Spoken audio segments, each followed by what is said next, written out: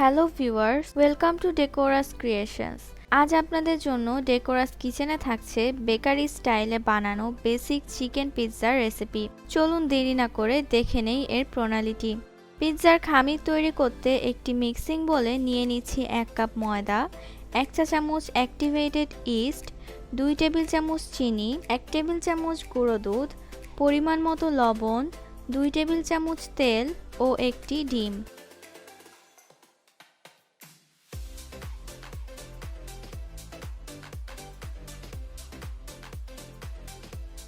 ভালোমতো সবগুলো উপকরণ মিশিয়ে নিয়ে বারবার অল্প অল্প পানি নিয়ে একটু শক্ত করে খামির তৈরি করে নিচ্ছি।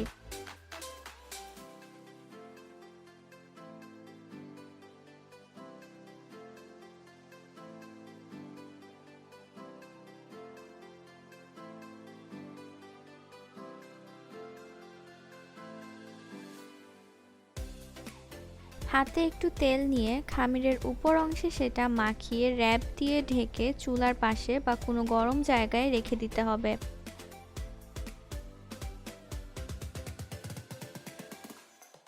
আধা ঘন্টা পর খামিরের র‍্যাপ খুলে একটু ময়দা দিয়ে ভালোমতো মথে নিচ্ছি।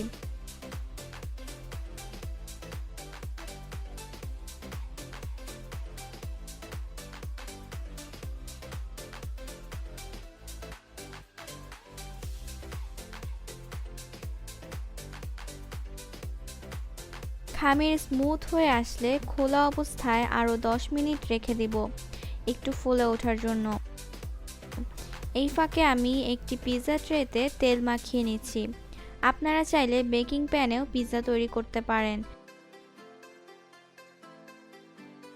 খামিরটি ট্রের উপর রেখে কিনারে আধা ইঞ্চি অংশ বাদ দিয়ে বাকিটাতে হাত দিয়ে চেপে চেপে পুরো প্যানে সমান করে ছড়িয়ে দিচ্ছি।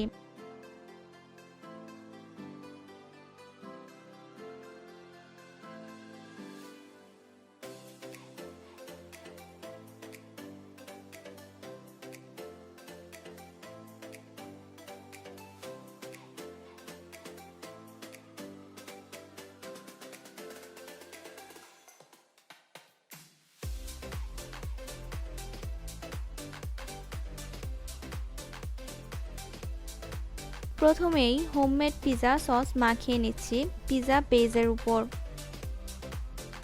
আর তার উপর দিয়ে দিচ্ছি কুচি করা মোজারেলা চিজ। টপিংয়ের জন্য আপনারা আপনাদের পছন্দ মতো চিকেন, বিফ কিংবা সবজি ব্যবহার করতে পারেন। আমি ব্যবহার করছি স্লাইস করা sausage, chicken chunks, mushroom, capsicum, slice tomato আর পেঁয়াজ।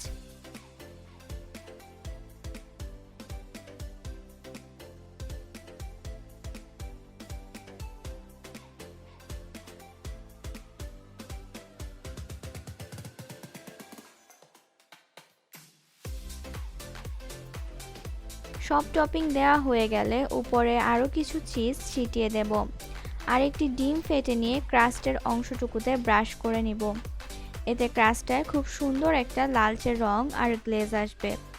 ওভেনে 180 ডিগ্রি তাপমাত্রায় 15 থেকে 20 মিনিট বা ক্রাস্ট হালকা বাদামি হওয়া পর্যন্ত বেক করে নিচ্ছি।